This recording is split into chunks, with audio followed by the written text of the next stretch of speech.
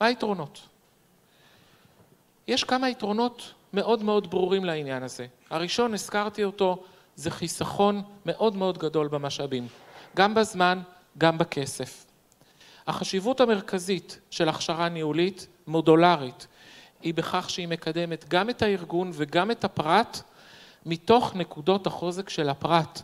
לוקחים את זה בחשבון. זה לא רק מה שהארגון צריך, אלא גם מה שהמנהל צריך.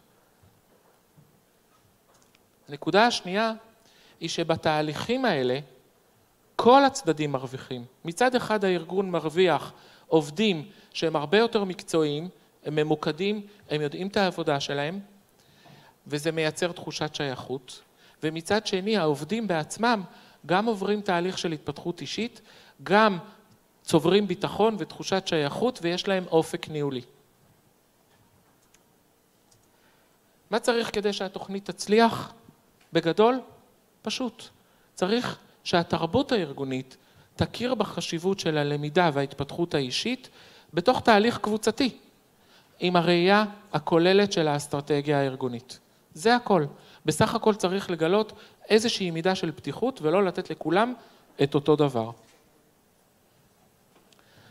נחזור להתחלה שלנו, הכשרה ניהולית מודולרית. למה היא עובדת? היא עובדת כי המוח בנוי בצורה מודולרית. זה הכל. המוח שלנו בנוי מקופסאות, שכל אחת יש לה את הצבע שלה, את היכולת שלה ואת המומחיות שלה, ושיתוף הפעולה ביניהם, זה מה שיוצר את התמונה השלמה.